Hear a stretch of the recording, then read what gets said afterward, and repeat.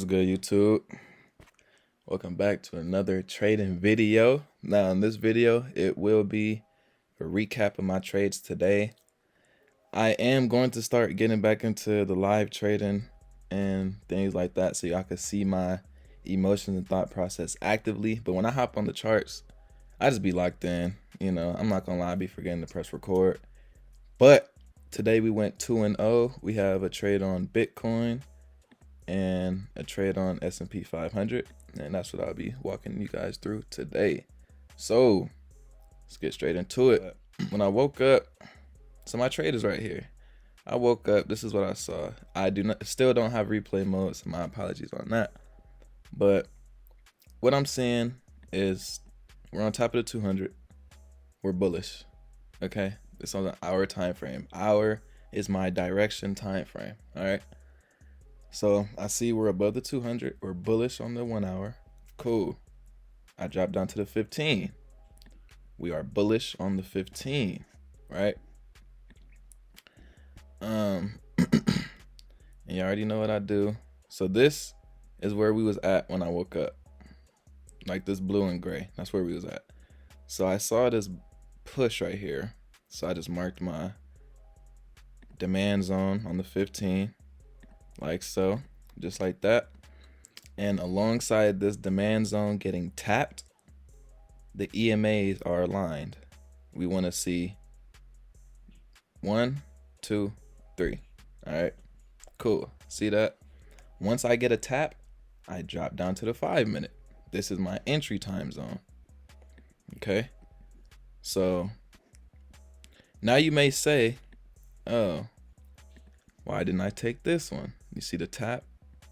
Y'all know my rule, cross above, entry, boom. As you can see, this one would have lost. This trade right here would have lost. Okay.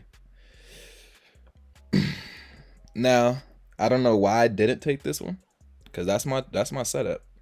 But, you know, I just got that intuition. So I did not take this one. As you see, it came back down. I saw this right here, this wick.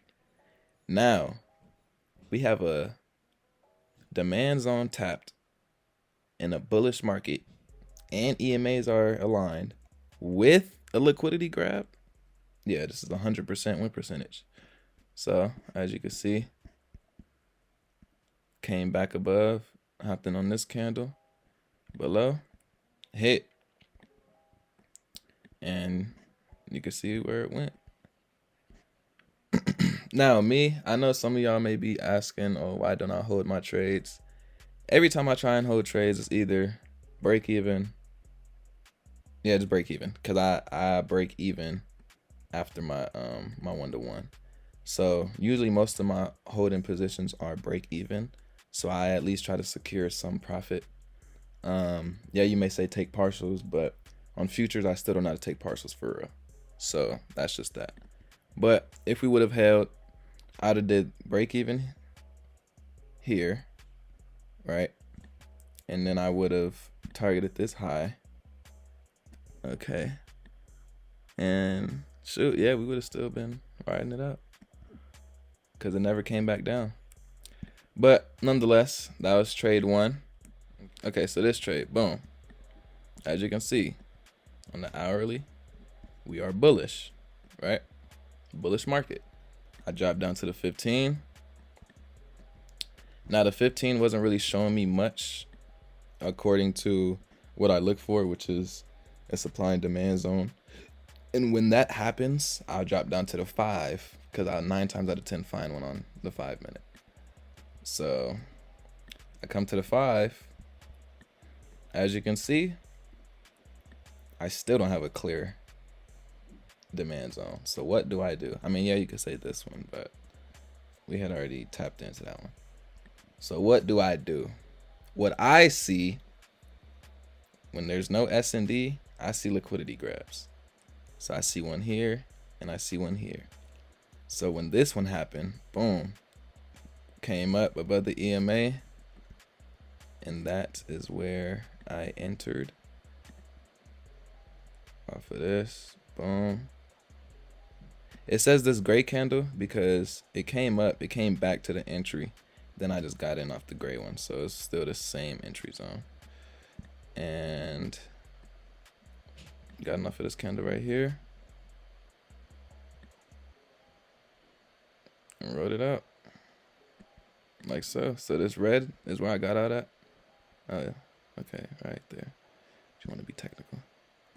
And yeah, that's the trade. So,